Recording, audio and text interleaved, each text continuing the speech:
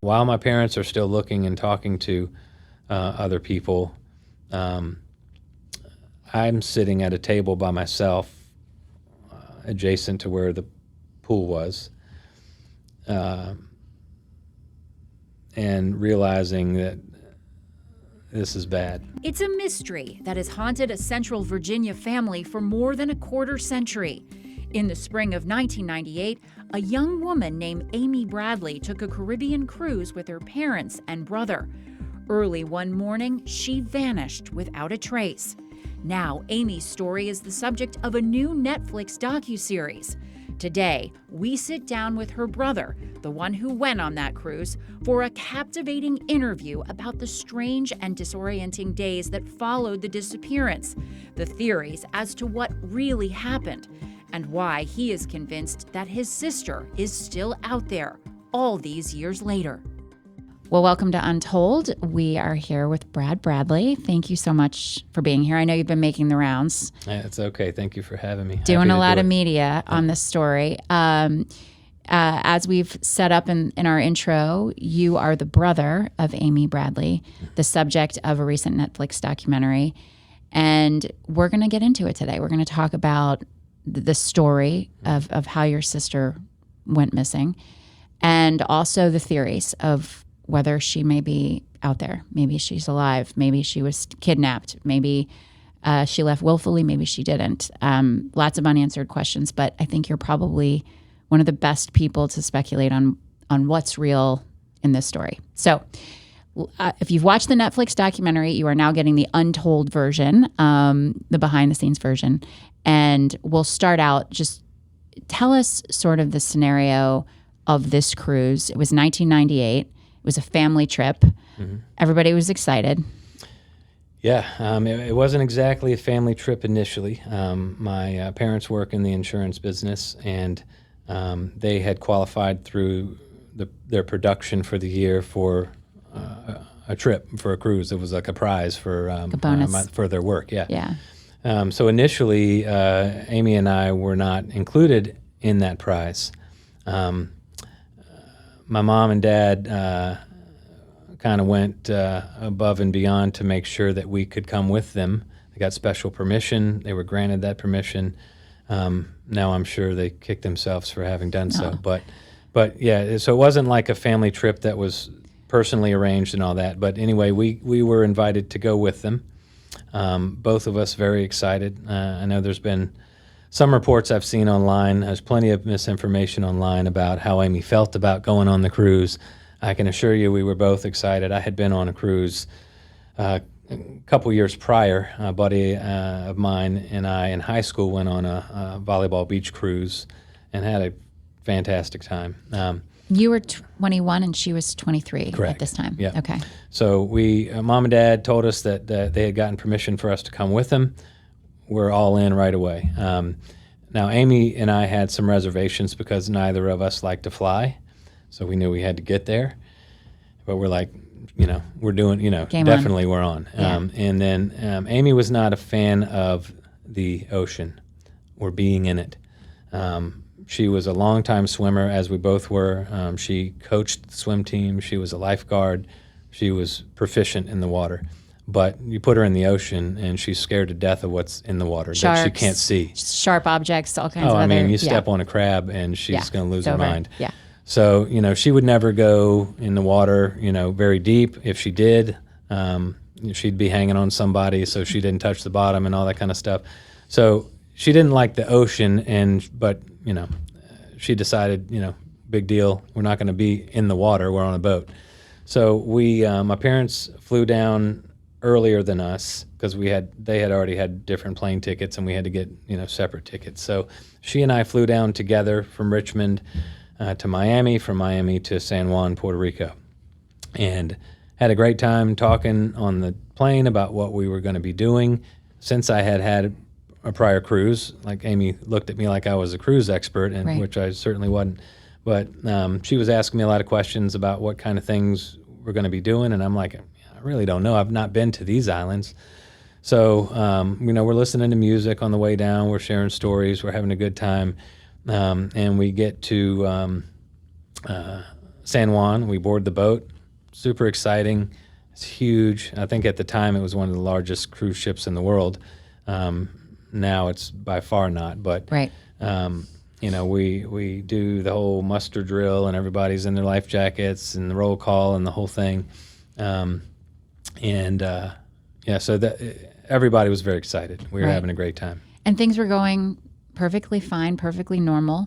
One night, the two of you decide to stay out a little bit late and have fun in a nightclub on the boat. Yeah. So, day one, you're at sea. Right. And, we're on the boat. We're messing around in the casino. We have dinners with, everybody, my parents' coworkers, and, just having a good time, waiting to get to the first island. We get to Aruba, which is the first stop. We get off on Aruba, and instead of hanging around on the pretty beaches, which are very few, by the way, you think of Aruba as this like Caribbean paradise. If you get off the beaten track, you're in the desert with wild dogs and wild goats and tumbleweeds and cliffs, and not a pretty place. So, but we decided to rent a small SUV and go explore. We get lost, and we're in a convertible, open top, small SUV, kind of like an Isuzu Sidekick kind of thing. And we're getting burned to death by the sun. We don't know where we are. We don't know where we're going. We're out there for like an hour and a half, turned around backwards, and we're joking like we're going to die here in the desert. We're not going to make it. So it's this whole, we're all kind of laughing nervously about if we're going to get back to the boat on time and all this stuff. So we finally make it back. We get on the boat. You'll see the clip of me passed out like a zombie. That was right after that we got back voyage. from that Okay. sun burning. Got it. And so later, after we had kind of napped it off, we get ready for the formal dinner. Right. So, I had a tux, and Amy had her nice dress, and we all got dressed up and go to dinner. Had a nice time. On the cruise, there was special attention from our personal wait staff toward Amy. And we joked around the table like, hey, if anybody needs any refills or extra butter, just tell them Amy wants it, and it'll be it'll be right here. So, we did that formal dinner. After that, we took pictures, which later disappeared mysteriously when we went to pick them up. They were gone. But we after the formal, we went back to the room, changed out of our formals, and got ready for the pool party. So there was supposed to be this big,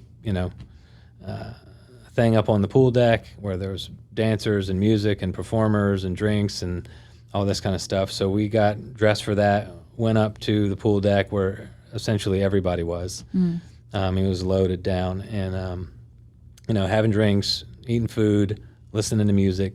There was a limbo contest that you won. I ended up winning. Yeah, it was hilarious. But so congratulations. Yeah, thank you.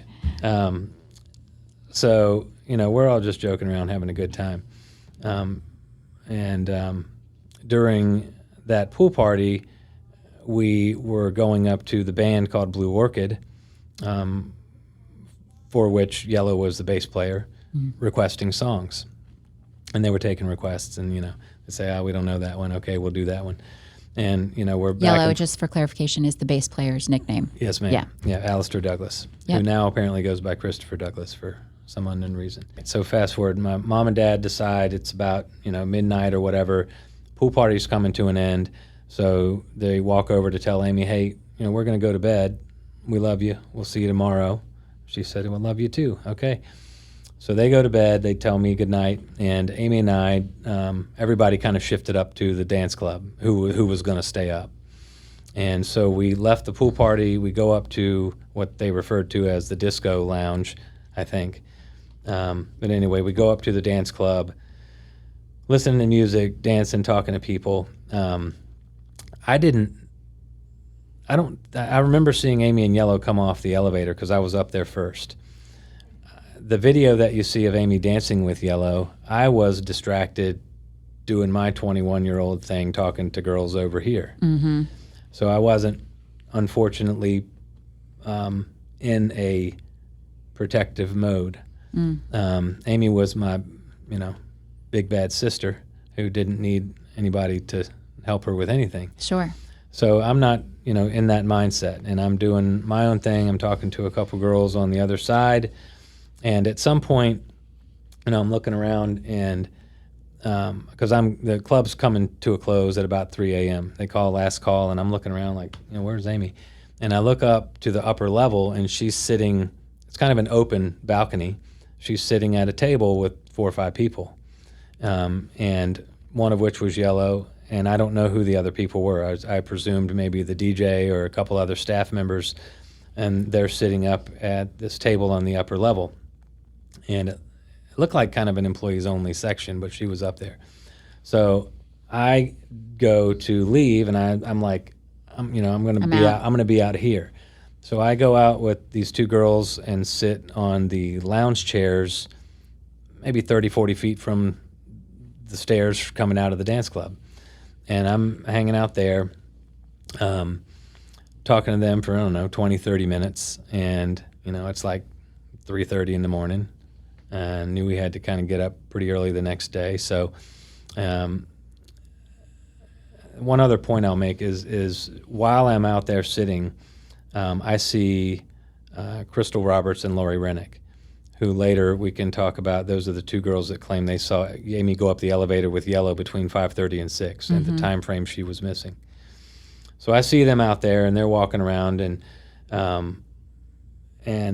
so I, tell the girls, hey, I'll see you tomorrow. I got to go to bed. Go back to the room. I think it was 3:35, if I'm not mistaken, that I Keyed in. hit the door. My parents are sleeping, so I sneak out on the balcony, and I still had a drink in my hand, and I'm, out there hanging out. And, 5 minutes later, literally, Amy comes sneaking out on the balcony with me. So we're out there. Both of us have been not crazy drinking, but everybody had been drinking pretty much all night. Right. And Amy was not a rookie in that regard. So she handled alcohol very well, much better than I did.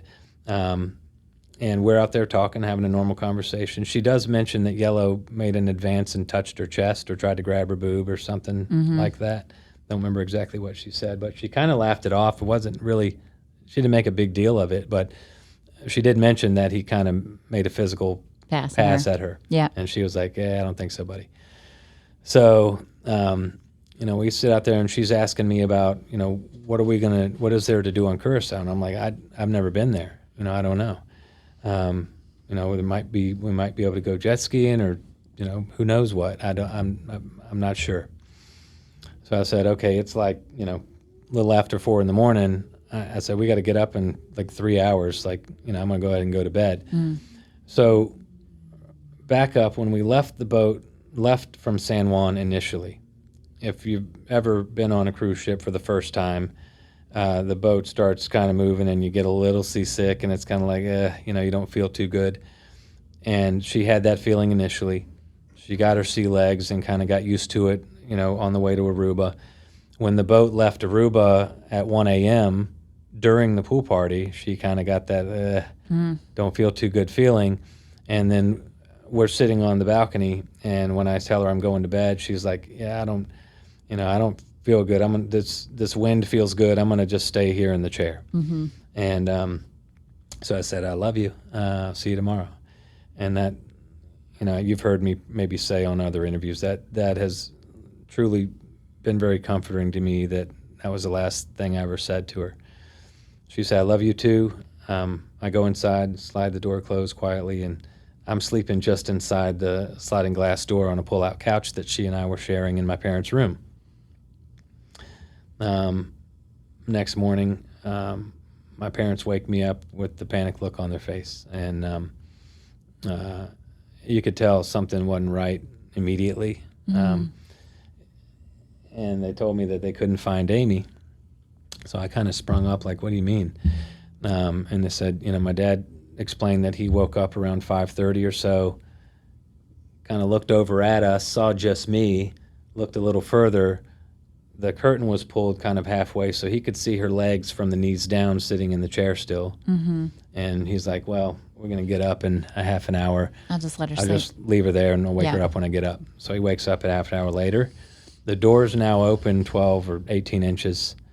Her cigarettes and lighter were gone. Her sandals were still on the balcony, but the shirt she was wearing when I went to bed was a yellow little polo shirt, over top of a white tank top bodysuit, was draped over the chair inside the room.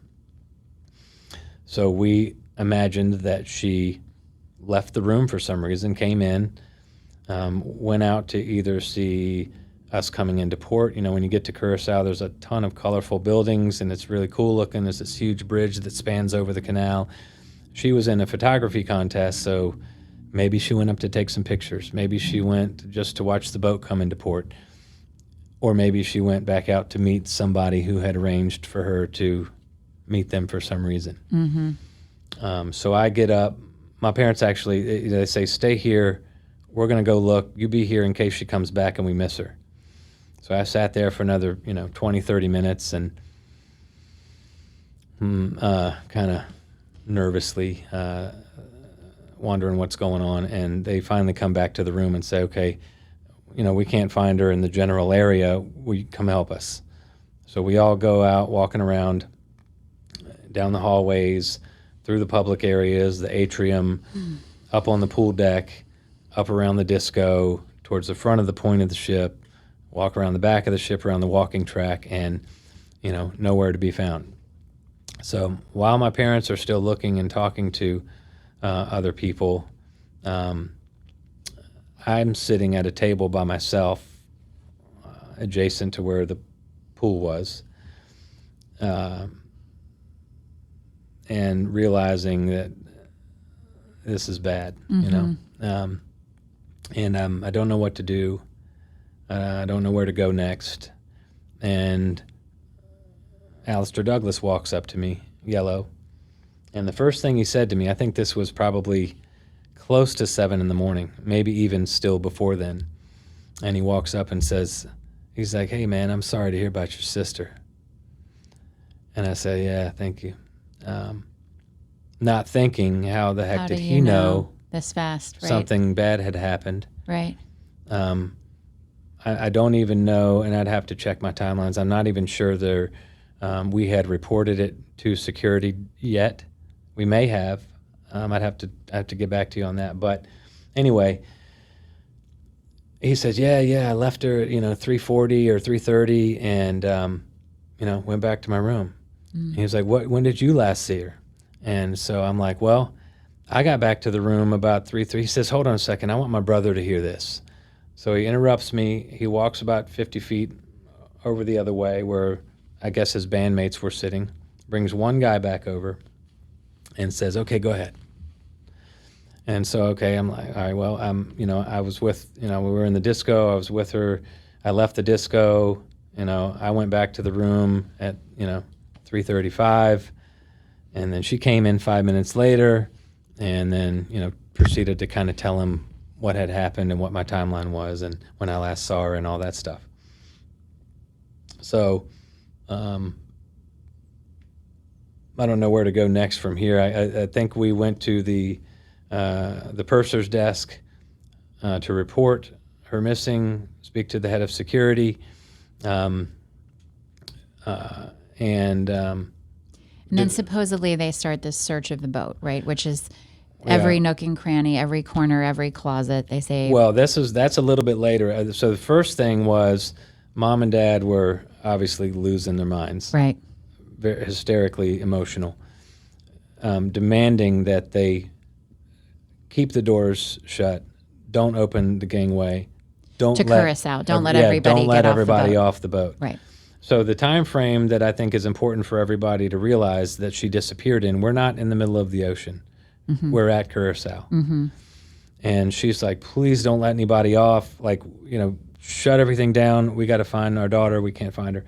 And they say, we're not going to do that. Mm-hmm. So please make an announcement. Go over the loudspeaker. Let everybody know that we can't find Amy, and everybody, keep a lookout for her. We're not going to do that. It would disturb the other passengers. So, okay. So I think it was probably 36 to 48 hours later Could be wrong on that time frame, where they made a general announcement, Amy Bradley, please come to the purser's Wait, desk. that long? I believe it was. I don't know, the initial, take it back. The initial page that they made was, Amy Bradley, please come to the purser's desk. Right. Amy Bradley, please come to the purser's desk. What I think they wouldn't do is Alarm anyone. make the passengers aware that there was a missing person, or put pictures of Amy out, which they later did, 2 days later, Right. because they didn't want to disrupt other people's good time. So they instructed us, go back to your room, we'll come to you. Captain comes to our ship later and, assured us that they had done a complete search of the boat. Quote unquote, anything bigger than a bread box was searched, which we later found not to be true. They searched restrooms and public areas and electrical closets and some things like that, but not all the crew's cabins or the passengers' cabins or anything to that degree. But they convinced us that there had been a proper search done. They had confirmed that she was not on the ship, and that it was their suggestion that we get off on Curacao because there was an ongoing water search in the canal at the mouth of the island where the canal starts. And they had scuba divers and boats with radar and planes and helicopters, and even the ships, right outside the island were doing these grid patterns, searching every inch of the water. And they said, if Amy's found in the water, you want to be there. So we said, well, yeah, okay. So we got off the boat. President of my dad's company at the time and his wife were there, and they got off the boat with us to help us. We were in no condition to handle a whole lot or make decisions or figure out what to do. So they, got us a room in this hotel on the waterway. Where you were just waiting for information and Yeah. people to communicate with you. Yeah, we were calling family. My mom was on the phone with her brother trying to get the FBI involved and to get them on the ship, and which my uncle facilitated, by the way, and I'll get into when that happened later. And it was a bad scene. Yeah, There I'm was sure. a lot of crying. My dad was so upset he was throwing up and vomiting blood at one point. He was not in good shape. Mom was in a fetal position on the bed. We contacted my girlfriend at the time, Erin, who's in the documentary, and let her know what happened. And we're kind of just talking to the family, who I think by that time had all convened at the house. And so At this point, I mean, in your mind, they're searching the water, but in your mind, was there any chance that she had jumped or fallen? Was there any? No. Okay, so you're seeing them do this, thinking to yourself, like, well, the only way that I thought possibly that she was in the water if someone threw her off the boat. right, But again, we're not in the middle of the ocean. right, We're in a place where you're right at the mouth of the island. You're right at the island, and there's tugboats coming up to hook up to pull you through the canal. there's activity and the people, sun is up. right, right. So, or it's coming up. It's sunrise, and so no. To answer your question, she 100% didn't jump off the boat. Not only because she wasn't a distraught person. I know some parts of the Netflix documentary and some of the sentiments online was that she was gay and struggling with it. Amy wasn't struggling, in my opinion. It was well known for years. I think the Netflix documentary makes it seem like she had just come out to us prior to going on the cruise. She came out to Mom and Dad and me in 1995. So it had all been water under the bridge. I mean, we were one of the tightest families and closest families you will ever know. Amy and I's relationship were like best friends. mom and dad, all that stuff about her having any type of contentious relationship with my parents in regard to that is total BS. So she had just graduated from college. She had just gotten a new apartment. She had just gotten a puppy English bulldog, which she had wanted her whole life. She was writing postcards to friends, making plans when they got home. She was taking tons of photographs, was going to enter some sort of photography contest when she got home. So she had no plans other than returning home and continuing on with her new job she had just gotten, all these things. So zero chance she jumped. Zero chance she ran away. And zero chance she accidentally fell over. Be as drunk as you want to be. If you're 5'6", you're not going to accidentally fall over a 4-foot tall rail. And I don't know exactly how tall they are, but they're like up to my armpits. Right. Especially when you wouldn't even get close to the rail at any point during the cruise. I don't know if I mentioned this in our previous conversations. She had a bit of a fear of the edge of the... Oh, she wouldn't come near it. Yeah. When we first got on the boat, I'm leaning over the rail on the 8th story looking straight down at the water. Like, oh my God, come look at this. And she was like, nope. No thanks. Wouldn't even walk towards the rail. So in no scenario did she accidentally fall over. Did she climb on the rail? I know the Netflix thing kind of made it seem like the FBI said maybe there was a table pushed up against there she could have climbed on. Didn't happen. So no. But there was one possibility that she was thrown over. And I guess that's what, at the time when they're doing the water search, that's the only possibility that we could have possibly had in mind. I mean, I find myself sighing as you're telling the story because I'm stressed just hearing your stress. It must have been horrifying. It's literally, I mean, to be in that environment, first of all, it's unfamiliar. You don't know anybody. Your family's not there. You're in the middle of a trauma and people are drinking pina coladas next to you. I mean, that's like it's just they don't go together. You know what I mean? And you're trying to process all of this, and I'm sure. I mean, at least it seemed from the documentary, and correct me if I'm wrong, that the cruise line Royal Caribbean was not in any great way trying to help you guys. I mean, the delay of the message because people were sleeping, and then sort of just generally wanting to suggest that she probably jumped. Am I wrong there? They like, get off the ship, we have to leave and go to the next island kind of thing. Yeah. I just mentioned this because of the cruise director's comment about, look, you quoted it because I'm sure you've seen it multiple times, but he said something to the effect of, look, we can't ruin thousands of people's vacations just because one girl went missing.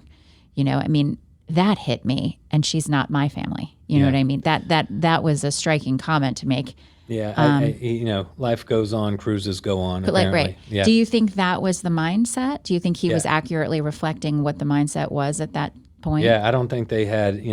We made an analogy that if at the time Clinton was president, Bill Clinton, and of course he was because Hillary never was. But anyway, Bill Clinton was president, and we made the analogy that if Chelsea Clinton had been missing, that boat would have been anchored in the same spot until she was found. Yeah. They wanted us off that boat. They wanted to move on. They were interested in preserving the vacation of the rest preserving their liabilities. Right. So when you got off, they went on with their scheduled departure.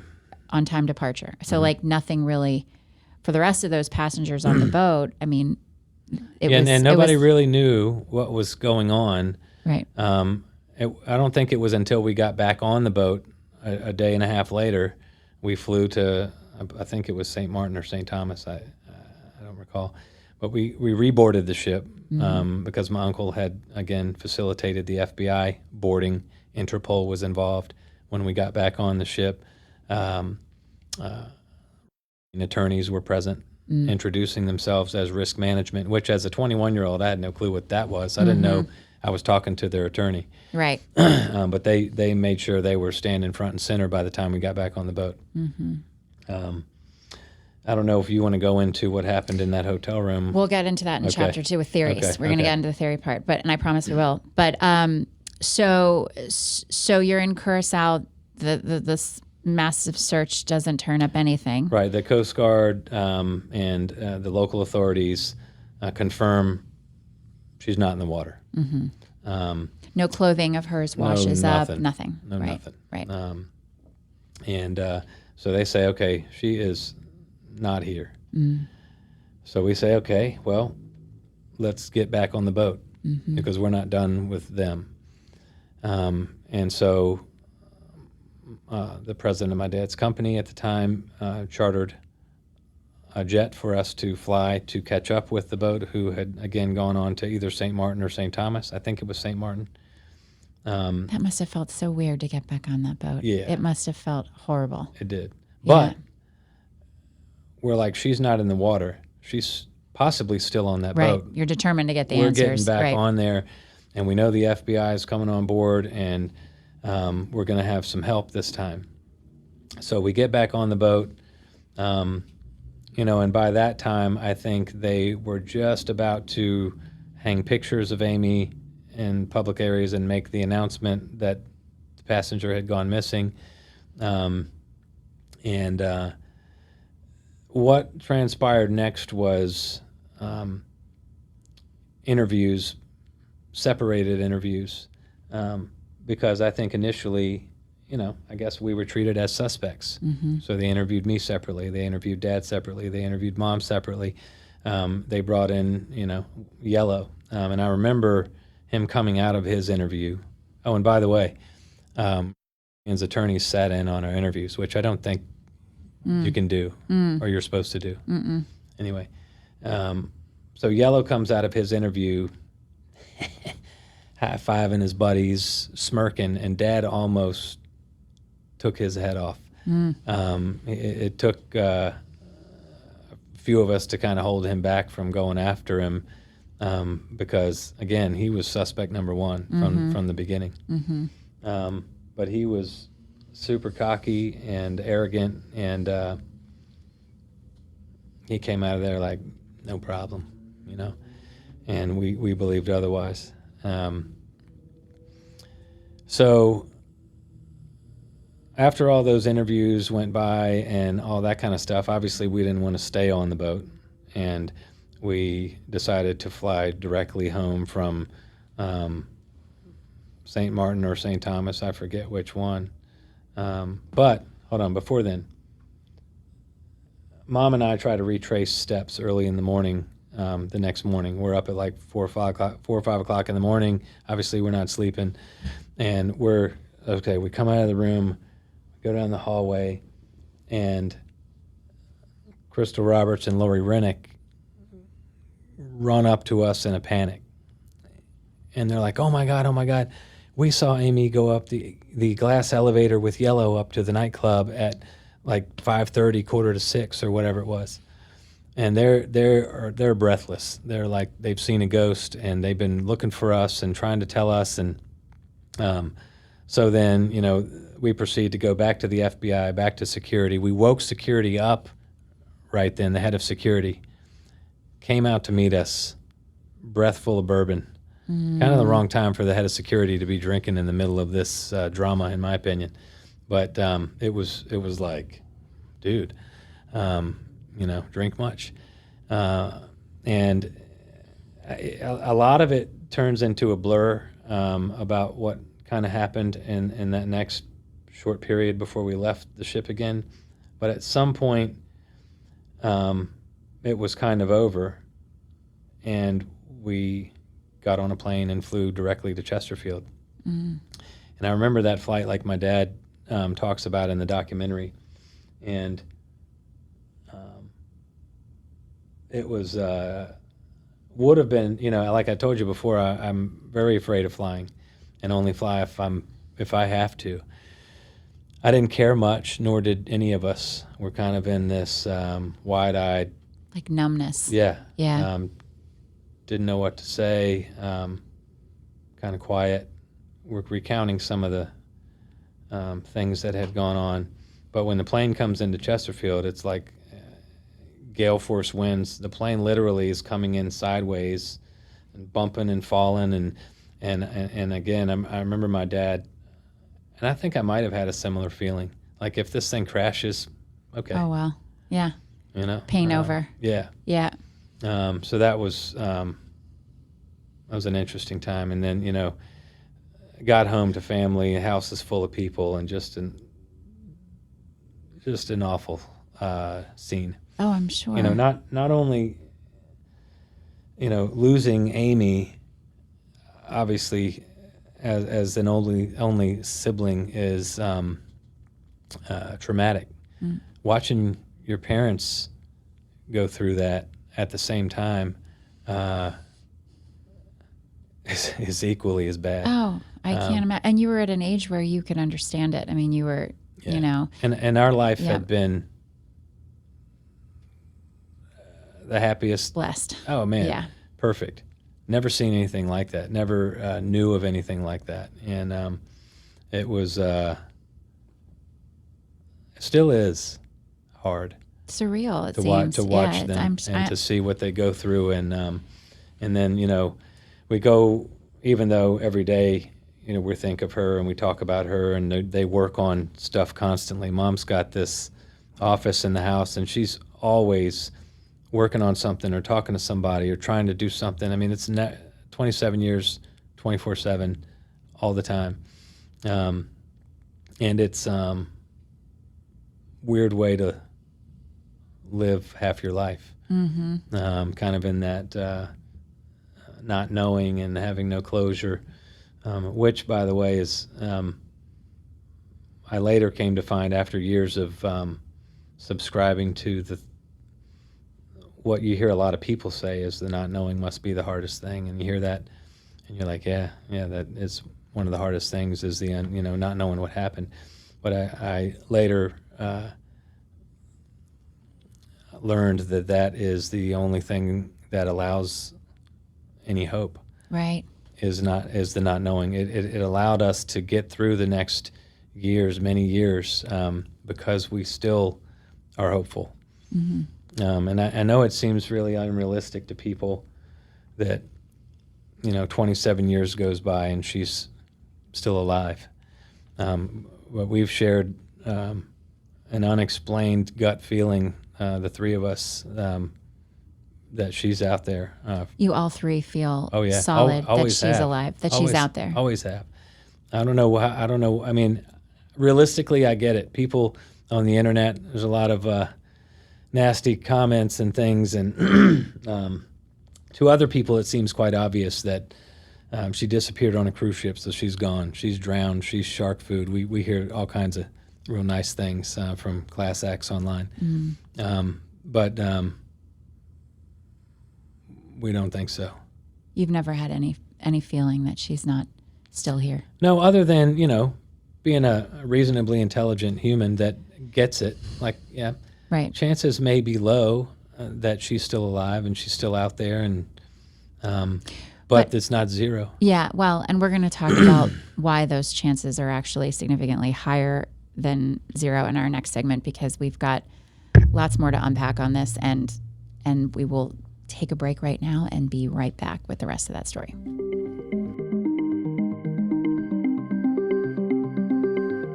But the pain of your parents. So, Brad, let's talk a little bit about the people that have said they've seen Amy since her disappearance.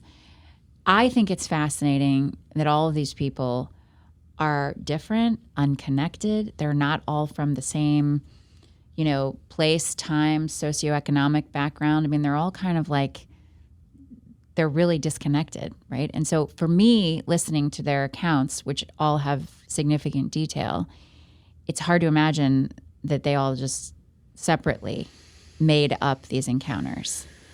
You have a Navy guy who basically says he was at a bar he wasn't supposed to be in and had an encounter. Mm-hmm. You have a woman who was a tourist and was in a bathroom was that in Barbados? In Barbados.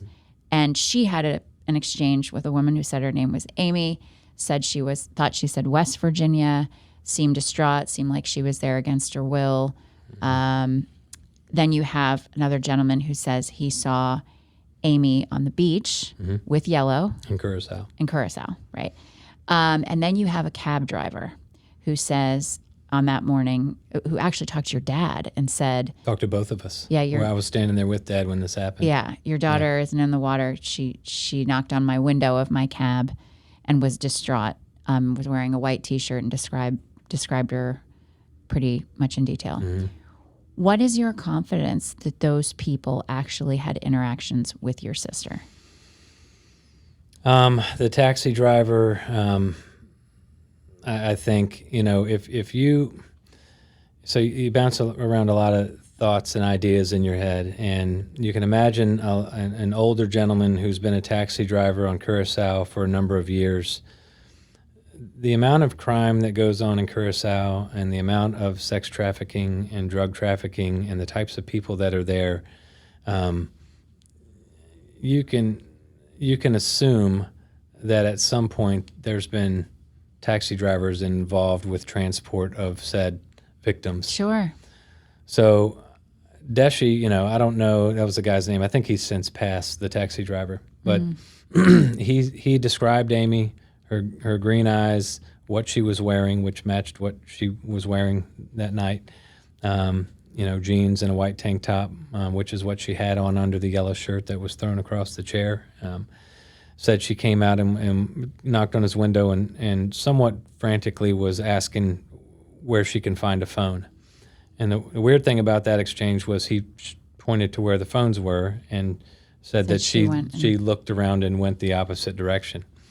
But when we went back down to Curacao weeks later to not only search for Amy with my uncle, my dad, Amy's boyfriend at the time, and a psychic, which we, over the years, have found to have little confidence in because, number one, they all say different things, so not so sure how psychic they are. But we're trying everything. We're grasping for straws, and so we bring this lady down with us who does these kind of crystal dowsing, and I don't know how that works or whatever. But anyway, she's kind of like, taking us around the island, and she has a sense here and this, and so we searched and searched and searched.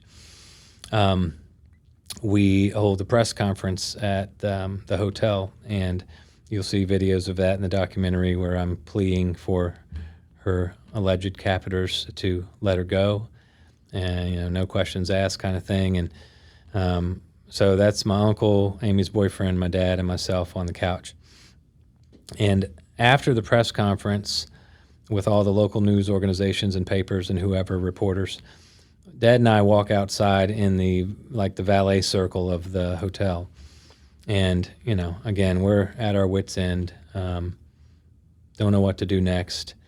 And we're standing there, just kind of standing there, kind of at a loss. And this older gentleman walks up to us and says, excuse me, in a native kind of accent to the island, what I presumed. And he said, are you the father of the missing girl? And my dad said, I am.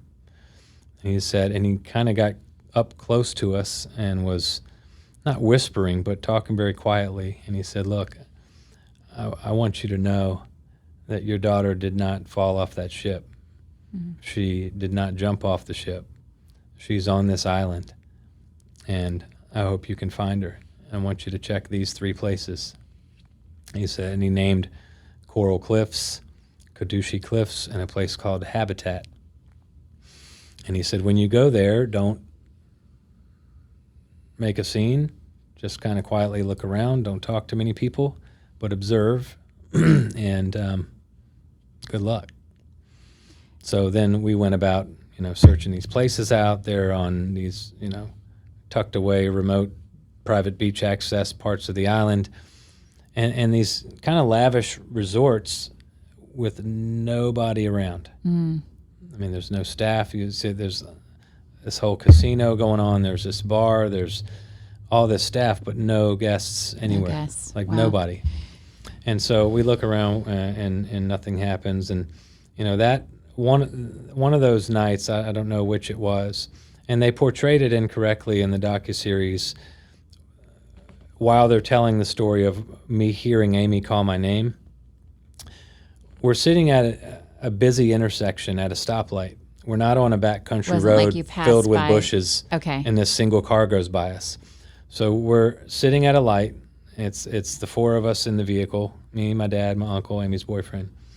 And there's a subway over here. There's a cross street. There's cars turning. There's people walking. There's a lot going on. Right. And I hear, Brad, like I've heard 1,000 times in my life. And I spun around with zero question. That was Amy yelling my name. Mm-hmm. And we looked around, and I'm like, did you guys hear that? And we're looking around, and we're like, there's so many people, so many cars, and we can only guess that it was a car that had turned past us. So all we could do was like whip around and follow the car that we thought maybe it came from. And so it was, that was a movie scene where we chased this car down, and we're going through these twisty, turny mountain roads and these little skinny roads, and we were freaking out. Mm-hmm. We thought for sure we were going to walk up to that car and she's going to be in that car, and she wasn't. Yeah. Obviously. Right. But I guarantee you that was Amy calling my name. So you think that was her in somewhere in that vicinity area. and saw you? And yeah. So do you think, though, just back to the original question, do you think that that taxi driver was telling the truth? I do. Yeah. I do. Okay. So that's one. That's what about the military was the first guy? one. So the next sighting was David Carmichael, the Canadian diver who was at Porto Marie on Curacao in August of 1998. So now we're going to be 5 months after her disappearance. And he is probably the most credible sighting, in my opinion, there are several, all of them are credible and potentially credible, but he said that he was with some friends on a dive trip. It's kind of a remote beach, not many people anywhere, and he's at the wash station kind of cleaning his gear off and getting ready to pack up.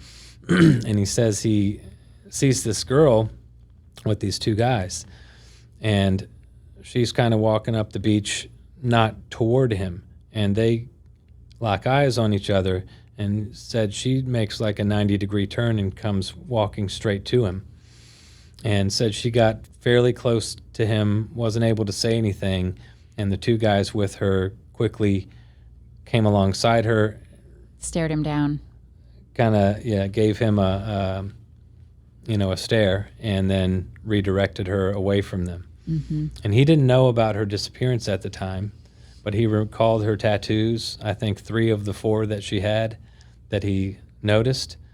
And he said, like he said in the interview, he wouldn't have really thought a whole lot about it except for the stare down that he got, and the fact that it looked like this girl was coming right at him to say something and then got directed elsewhere. When he got home and heard or saw the story, he was like, that's 100% that's 100% her. Right. And he then, seemed pretty confident. Yeah, and he always has been. He flew Yeah. to the house early on from Canada, met with us, adamant about what he saw, and then identified Yellow later as one of the guys that was with her that day. And then you have the Bill Hefner, the Navy guy. Yeah, right? and that was in, I believe, January of '99. She was a Navy guy, and they were docked in Curacao one night, and Went to a seedy bar. he Wasn't goes supposed off to be there. the thing and ends up in a brothel where he's not allowed to be. And I think he was nearing the end of his run in the Navy and didn't want to lose his benefits. But basically said he was with 2 girls. one of the girls walked over to the bar, and then who he said told him she was Amy Bradley, said, "My name's Amy Bradley. I can't get out of here. I don't have my passport. Please help me." The other girl came back over, and she kind of shut up about it, not to make it known she was trying to, escape, I guess, if you will. And he didn't tell us about that until maybe 2 years later, because he was fearful of what would have happened to him if he had Told come the out Navy right where away. he was. Yeah. And we sent investigators down to the island to visit that place. I think it was called the Stellaris Hotel, and had burned down when they got there. So that kind of lead stopped right there. Yeah. Then there was The tourist. the Barbados sighting, Yeah. where the lady found was in a restroom in a shopping center in Barbados, and again, a girl washing her hands at the sink came over to her, told her name was Amy and she needed help. And then at that time, 2 men came into the bathroom and took the girl out of the bathroom. So the eyewitness sightings, these aren't just people that say, "Oh, I think I might have seen her." And Right. I mean, these are people that have said that Amy has, literally said her name to them. And so I believe that's credible. There was another sighting in 2003 in San Francisco. This one wasn't on the docuseries because I think the lady was fearful of what may happen to her if she's talking about, Human trafficking. whatever. Yeah. So this lady was in San Francisco, and was standing.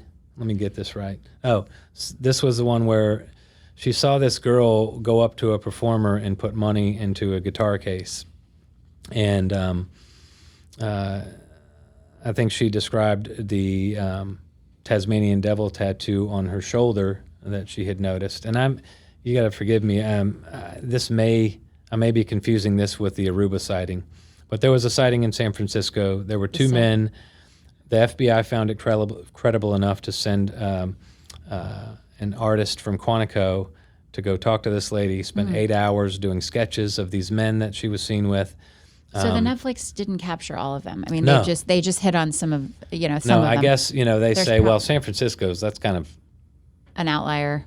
an Right. outlier. Why would she be out there? Whatever. Right. So there was that one, and then Aruba. there was a 2005 and a 2007, and I think the Aruba one was the 2007 at the Mill Restaurant, where, again, lady and her husband were standing behind this girl, saw her tattoos, didn't know the story at the time, and then later, after seeing the story, were convinced that that's who they saw. So we have a lot of sightings, some that were in the documentary, some that weren't. It was also the jazz adult. Well, that's my next question. Escort, So yeah. let's get to the photo. So the 2005, a photo is anonymously emailed. Is Well, that it was right? sometime between, we don't know, it was sometime between 2002 and 2005.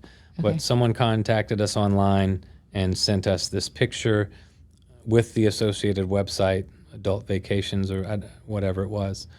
And, quote unquote, Jazz, JAS, was one of the escorts that you could choose from if you went to this place for, what you go to those places for. And the FBI did their work as they normally do to see if the facial structures were the same. And they said that they believed it was likely Amy. Yes. Yeah. And the person who sent that, could they determine who that was? Was there any way to trace? I don't think so. Okay. I don't know that we know who sent it. Yes, they determined that through, Imaging and measuring. forensic analysis or whatever of the photos and the facial structures and the eyebrows and the ears and the nose and the chin and the teeth and all that stuff, that They did believe that that was her. When we first got those pictures, there's several different pictures, not just one. And one of them, the one that they focused on in the series, really, it even struck me even harder when I watched the series recently, how much more similar they appeared to me on the screen the other night than they have in the past. But there were other pictures of her that was like, it doesn't really look like the same, that kind of thing. Right. But, again, the FBI did determine that they believed that that was actually her.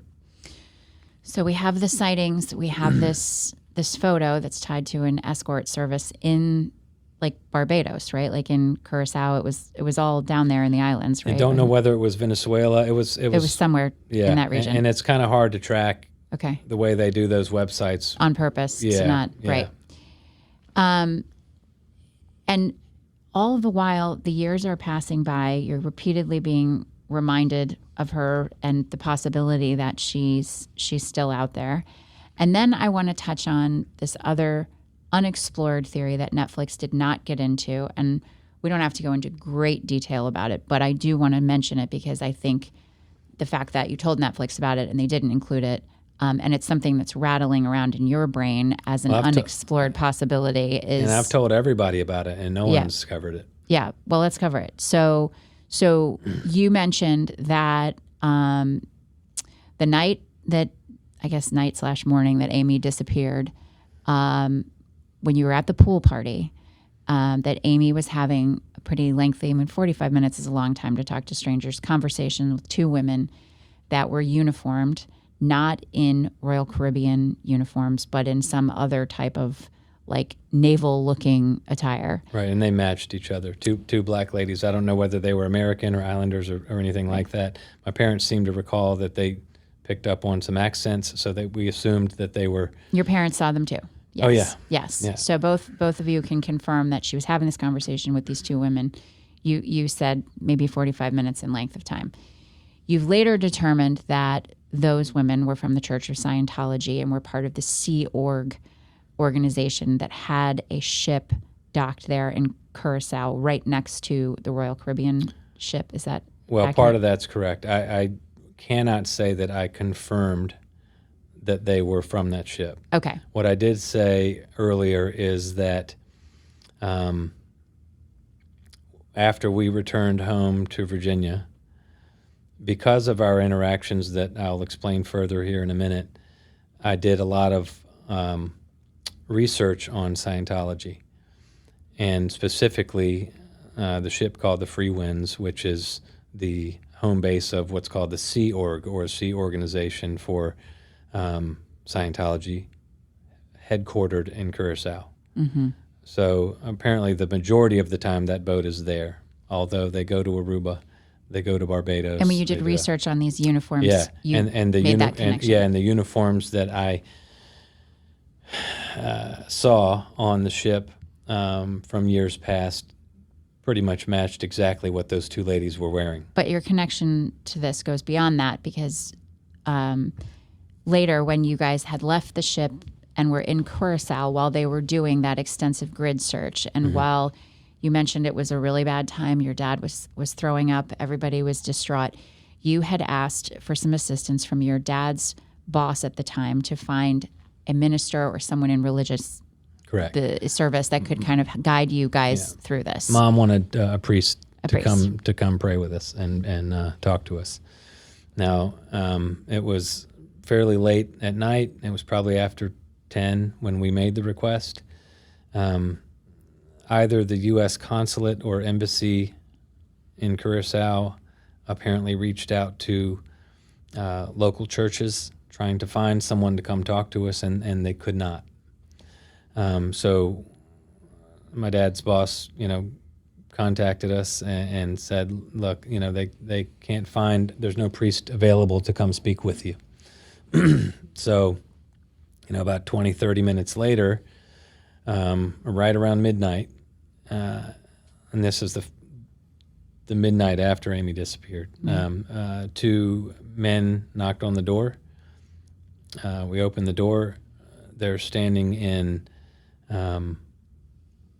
what looked like naval officer attire, captain's hats and shoulder brass and whatever, all the stuff, and introduced themselves as officers from the Scientology ship called the Free Winds. And we're like, okay, come on in. And they basically explained to us that they have processes and methods to help people who are dealing with loss and grief and those types of things. And they wanted to talk to us about Amy. So we let them in the room. We're sitting around in the room, and they explained some of the ways that they do things to kind of preface what they were about to go through with us. And ultimately what it was an interview of sorts where they started out by saying, and we all did this one after the other in repetition. They say, now that you've lost Amy, tell us about something you haven't lost or something you still have. So we say, now that we've lost Amy, we still have each other. We still have our family at home. We still have our friends. We went through this exercise for a few minutes and took our turns each doing it. And then the conversation shifted to, well, tell us about Amy. What did she like to do? What were her favorite things? Did she drink alcohol? What was her favorite beer? Did she smoke cigarettes? What was her brand of cigarettes that she liked to smoke? What was her favorite snack? I mean, extremely specific things, which to us at the time seemed like an exercise in remembrance. But looking back now, you're suspicious because you feel like they were collecting information. Oh, for sure. That's my opinion. I don't. And do your parents feel that way too now They do. about the exercise? They feel They do. Yeah. They learned an awful lot about Amy, very specific things that night. I have to question, you mentioned earlier that the Royal Caribbean, staff was in your FBI interviews. Yeah, they're attorneys, not just their staff. Yeah. I mean, so basically said, "Oh, here come the Bradleys again," and I don't know when they contacted their legal team to get on the boat, and I just find that to be, professionally speaking, and from an investigative standpoint, there should really not be corporate interest in the room while you're conducting an interview with the FBI. No. Generally, like that's just I'm stunned to hear that. If that I think their main focus was eliminate liabilities. The cameras don't record; they monitor. They have their attorneys on the boat. They request the ship's videographer to hand over his master tapes, so there's no evidence of Amy being seen with anybody. Whether they removed Amy's photos from the photo gallery when we went to get them, or Yellow removed those photos, or whoever did, there seemed to be really no real effort to help us. They wanted us, in my opinion, off the boat and gone, and so they could move on. Cruises go on. You know what I mean? Well, I don't, but the cruise director certainly felt that way, it seems. What a guy. Yeah, so this is a good spot to take a break, and we're going to talk about what's next.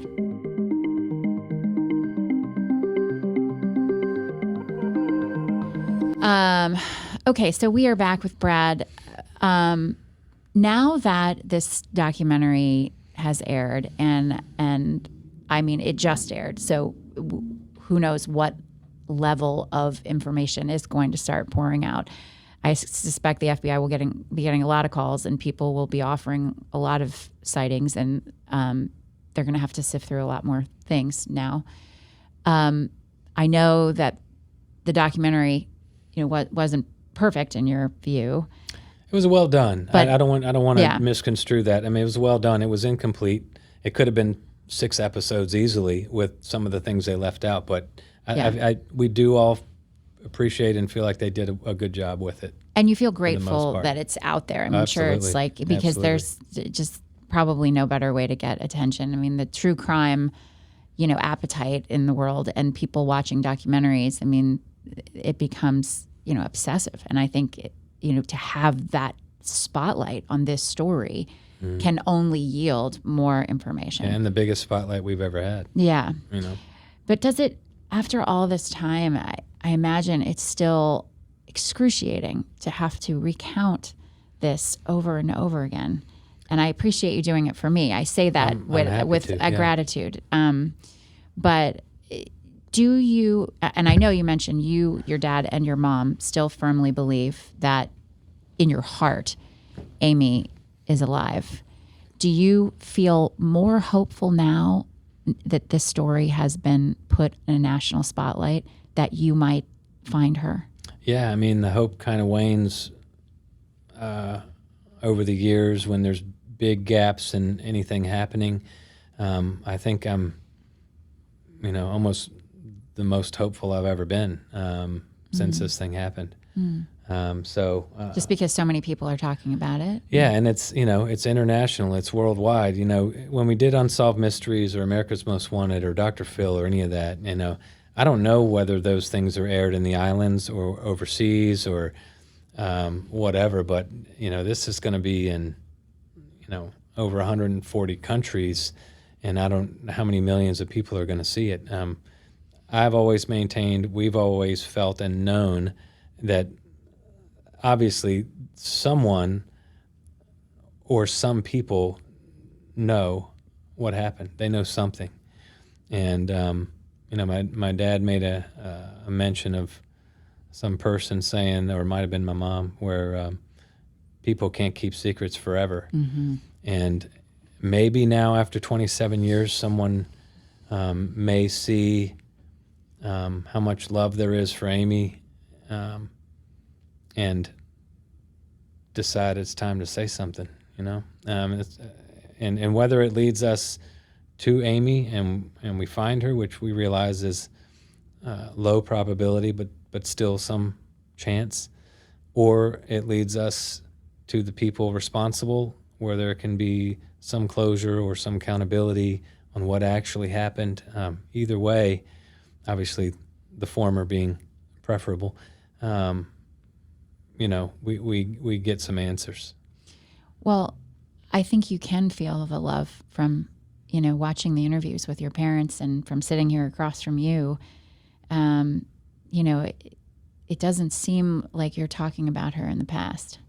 It seems that we never have. Yeah. Never have.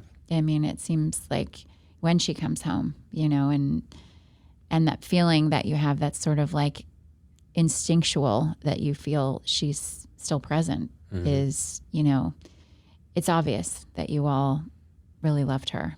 And I'm glad that the story's getting air. I'm glad that it's seeing light. I'm curious if you'll share with us later what happens, because I know there's going to be a part 2 and a part 3 of this. Yeah. I mean, and I too think, it won't be without movement. Like you can't do something this big and not have something shake out. Right. I'd love nothing more than to come back and tell you what we've been able to find out and bring her home. There's been some stories about her Miata that she got as a gift in high school. That's over 30 years ago now, and that thing has been garage kept and it's been waiting for pristine as it was the day we left for that cruise. Yeah. So that thing will be, regardless of what happens, that something we'll always cherish. We have every single bit of Amy's belongings, and it's always been a dream of ours that we get her back, and we understand that she may not be the same person we knew, based, depending on what she's been through. But we're still here, and we're going to do everything we can to help her, and never going to give up. Well, I really thank you for sharing your time and sharing your story, and I really hope you'll come back and 100%. and tell us how things are going, because we're certainly we're rooting for her return too. Well, thank you. Yeah, thanks so much. Well, thanks for your time. Yeah. Untold is a production of WTVR CBS 6, executive produced by Mike Bergazzi and Katie Beck, directed by Nick Maharaj and Brock Taylor, and edited by Curtis Akers. Follow the show on Instagram at Untold_WTVR.